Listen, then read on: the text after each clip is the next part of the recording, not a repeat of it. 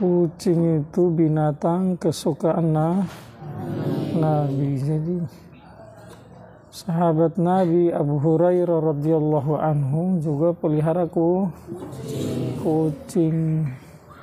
Satu ketika kucingnya ditaruh sini. Rasulullah SAW lihat, langsung dipanggil, ya Abu Hurairah, wahai pecintaku. Bukan bapaknya kucing, terjemahnya itu jangan diterjemah bapaknya kucing. Kalau dalam bahasa Urdu, billi wala, billi, orang yang punya nisbat selalu ada hubungan dengan kucing, bukan bapaknya kucing. Jadi abu itu tidak selamanya diterjemahkan bapak, tidak selamanya diterjemahkan bapak. Kalau dinisbatkan ke manusia baru disebut bapak. Kalau ke kucing mana ada manusia jadi bapaknya kucing. Assalamualaikum warahmatullahi wabarakatuh.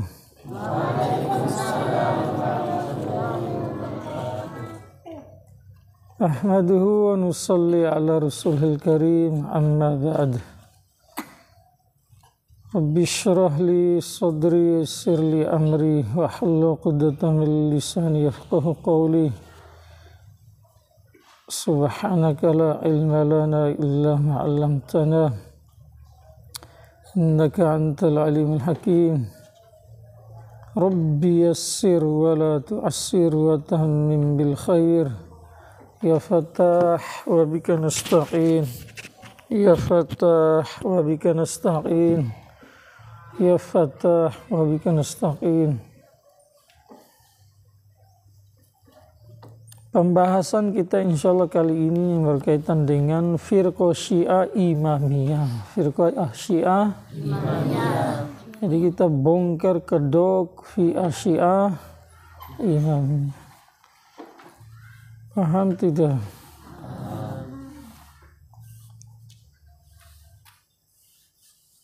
Firqah Syiah Imamiyah ini ada kemiripan dengan firqah Syiah Zaidiyah Haruriyah.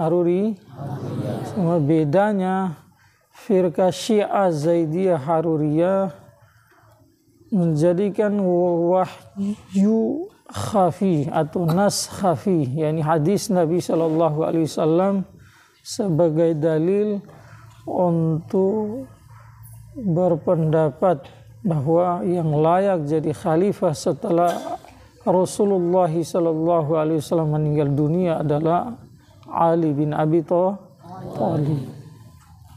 Sementara firqah Syiah Imamiyah mereka jadikan Al-Quran wahyu nas jali sebagai dalil untuk berpendapat bahwa yang berhak menjadi khalifah setelah Rasulullah SAW meninggal dunia adalah Ali bin Abi Thalib. Jadi dalilnya saja yang beda itu. Kemudian bedanya lagi, kalau Syiah Zaidiyah ada tiga kelompok atau tiga macam. Sementara Syiah Imamiyah awalnya satu saja, nanti terakhir itu ada yang sebagian ikuti Mu'tazilah, ada yang sebagian ikut Musyabbihat. Mu'tazilah adalah golongan kelompok Islam sesat yang tidak meyakini adanya azab kubur.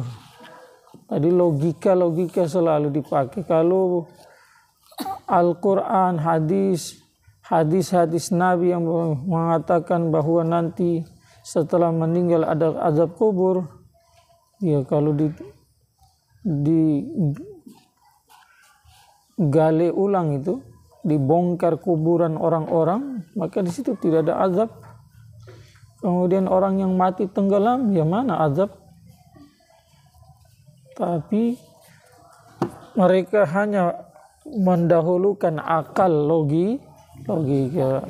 Sementara Asy'ari Maturidi ahli sunnah wal jamaah hakiki itu selalu mengedepankan nas, mengedepankan Al-Quran dan hadis. Akal kapan dipakai? Kalau tidak berbenturan dengan Al-Quran dan hadis. Sekarang Nabi bersabda, di dalam kubur ada azab. Setelah kubur dibongkar tidak ada azab. Ya, bukan berarti di situ tidak ada. Di dalam kubur alam barzakh itu bukan berarti tidak ada azab.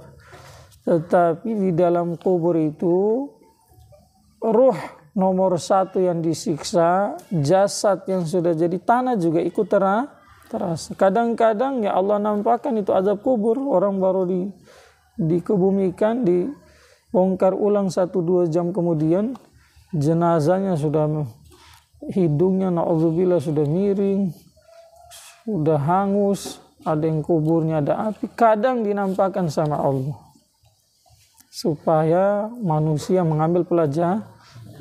Tapi orang beriman tanpa dinampakkan juga itulah namanya iman bil ghaib. Paham tidak?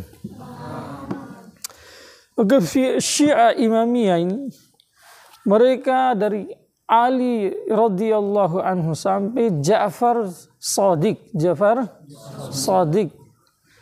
mereka ittifaq bahwa itulah imam.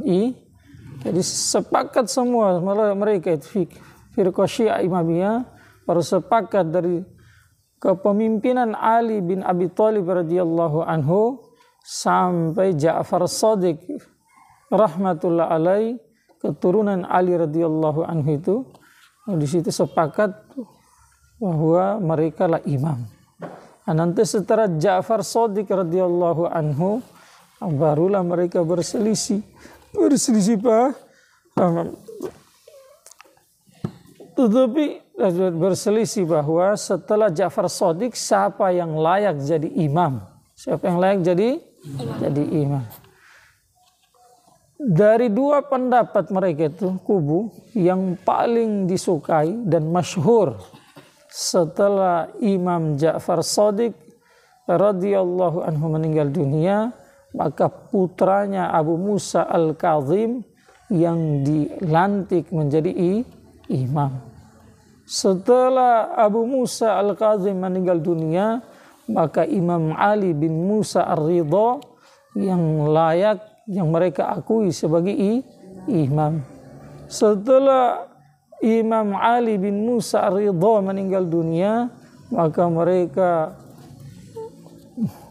yang mereka angkat jadi imam atau yang diakui sebagai imam adalah Imam Muhammad bin Ali At-Taqi. Imam Muhammad bin Ali At-Taqi. Setelah Imam Muhammad bin Ali At-Taqi meninggal dunia, maka yang mereka akui sebagai imam adalah Imam Muhammad bin Ali Az-Zaki.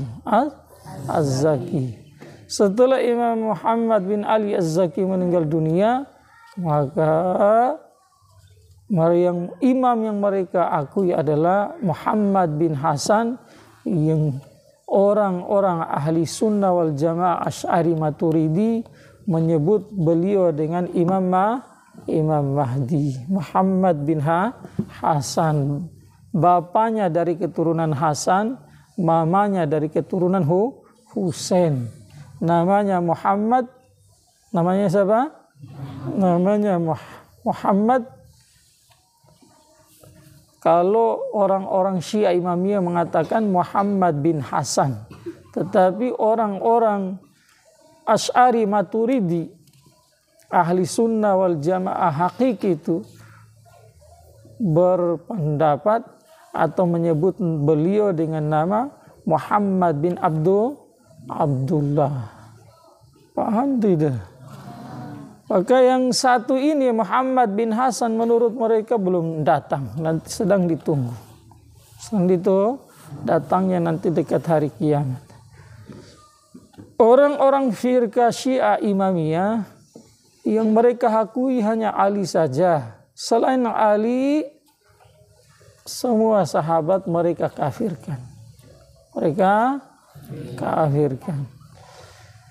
nas jali atau Al-Quran yang mereka jadikan dalil itu sebenarnya ya tidak ada. Cuma mereka rubah sebagaimana dalam surat Takwir. Surat apa?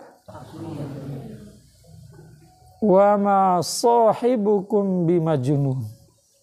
Aslinya terjemahnya itu Allah sampaikan lewat firman-Nya kepada Nabi Muhammad SAW, sampaikan kepada sahabatmu bahwa Nabi Muhammad bukanlah orang gila. Wa ma sahibukum bimajnun, bahwa teman kamu Muhammad bukanlah orang gila. Paham tidak? Tetapi orang-orang Syiah Imamiyah menerjemahkan lain lagi. Ya dasar mereka kan suka merubah, mentahrif. Bagaimana mereka menerjemah wa ma sahibukum bimajnun, bahwa temanmu Ali itu bukan orang gila. Jadi Muhammad, temanmu Ali itu bukan orang gila. Padahal yang dimaksud di sini bukanlah Ali, tetapi siapa? Nabi Muhammad. Ini sahabat Muhammad sebagai teman kamu itu bukan orang gila. Nabimu, Rasulmu bukanlah orang gila. Sebelumnya juga dan seterusnya di ayat surat Takwir itu rata-rata terjemahnya dirubah-rubah, kemudian kepahamannya juga dirubah-rubah. Atas dasar itulah mereka berpendapat bahwa yang layak jadi imam setelah Rasulullah meninggal dunia adalah Ali bin Abi Thalib radhiyallahu anhu. Bukanlah Abu Bakar, bukanlah Utsman, bukanlah Umar. Paham tidak? Sekarang Syiah itu, sekarang Syiah Imamiyah. Ada orang bilang Syiah Imamiyah itu tidak apa-apa diikuti. Jangan bilang begitu. Bahaya fi Syiah, namanya Syiah itu sudah jelaskan kemarin kita sampaikan. Walaupun Zaidiyah itu ada pengikut Mu'tazilah dalam masalah usuluddin dan furu'iyat ikuti masalah Imam Abu Hanifah rahmatullahi alaih, tetapi perlu kita hati-hati. Sama juga Imamiyah, terutama yang sekarang ini yang lagi tersebar di Indonesia itu, firqah Syiah Imamiyah itu banyak itu insya Allah mereka bukan Islam itu. Karena tadi itu diterjemahkan Al-Quran dirubah. Ini bukan saya dengar dari si A si B, tapi saya dengar langsung dari guru mereka. Paham tidak? Makanya jangan coba-coba ikuti firqah Syiah Imamiyah. Zaidiyah juga jangan. Jadi jangan ada yang bilang bahwa Syiah Zaidiyah Imamiyah itu sama-sama seperti kita saja. Tidak sama. Nomor satu kafir, derajat paling rendah bagi mereka adalah sesat. Sesat.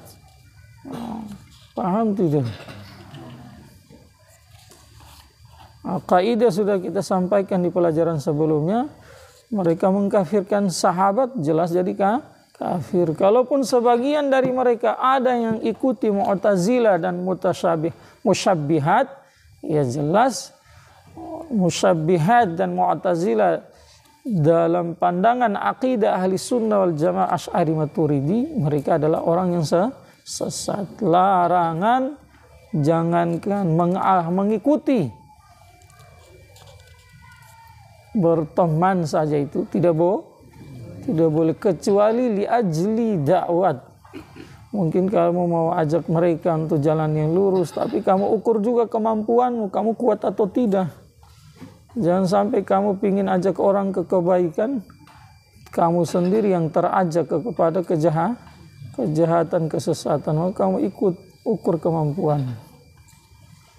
Semoga bermanfaat. Subhanallah bihamdihi, subhanallah bihamdihi, la ilaha illallah.